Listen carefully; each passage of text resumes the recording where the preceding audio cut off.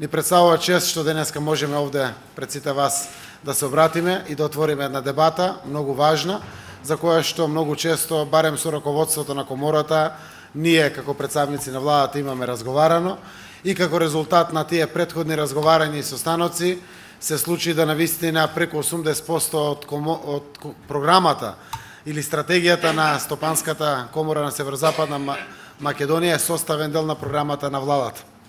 Денеска во програмските определби на владата ќе го видите и рамномерниот регионален развој со конечна цел од 1% од бруто домашниот производ, рамномерно распределување по цела Македонија, тоа се некаде околу 90 милиони евра годишно.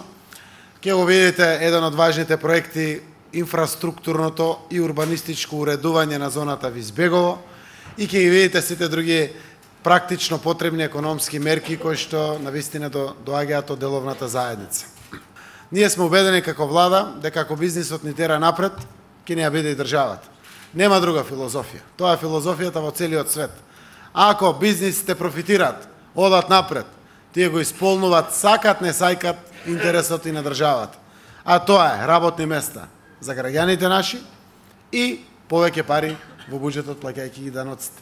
Да покажам респект према комората, со сегашниот, со поранешниот претседател и сите членови, кои што знае на многу одважен и принципиелен начин, секогаш во минатото да ги коментираат состојбите онака како што очите на деловните луѓе ги гледат.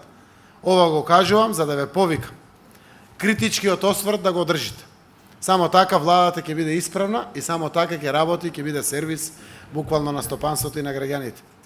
Она кое што сакам и денеска овде специјално да го објавам е еден составен дел и од вашата програма. Владата преку ребалансот на буџетот веќе го кооптираше во финансиските делови на расходниот дел на буџетот, а тоа е воедночувањето на условите за поддршка на инвестиции на домашните со странските компании. Што значи тоа? Можеби и понатаму ќе се отвори расправа да се допрецизираат деталите, но тоа значи дека секој странски инвеститор кој што ги добиваше сите бенефиции и повластици од државата, важат исто и за домашните инвеститори. Комплетно исто. Во текот на август, верувам до крајот на август, заедно подпредседателот на владата за економски прашања, министерот за економија, транспорт и врски, земјоделие, екологија, финансии и јас исто така ќе ги објавиме пакетите или така наречени менија. Транспарентно. Секој да знае што може да очекува од владата. Базичните пакети ќе важат за сите. Ослободувањето од персоналниот данок и од данокот на добивка ќе важи за сите и тоа е базичен и примарен пакет. Во делот на капиталните инвестиции завршува времето кога приоритет добива странските компании заради тоа што се джинови, гиганти или големи капацитети. За сите проекти не треба да се има 5000 вработени или не знам каква ли не механизација или слично. Ќе ги делиме на лотови. Сите дејности. Ако во еден проект има не знам 7 лота, секој ќе биде подел. Да може една компанија да си најде делот во услугата. Дел ќе се најде, не знам, во механизацијата. Трет може да понуди физичка работна сила како асистенција. Четврт може да го земе проектирањето, има проектантско биро.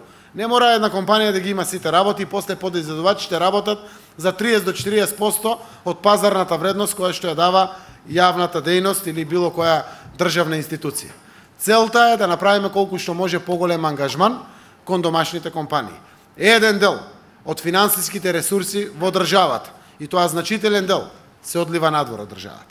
Наша намера е тука да остане тоа.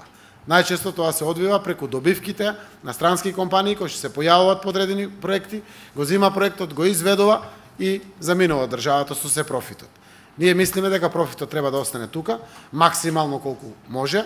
Не сакаме да ги нарушиме меѓународните правила, но ќе покажеме сериозна волја и убеденост дека тоа треба да го разглобиме, за да им дадеме домашните компании да се го искористат оној дел кој што представува нивна предност. А тоа значи тука се, трошоците им се помали, транспортот им е помал ако не друго со странските компании и тие се поконкурентни во суштина од било која странска компанија.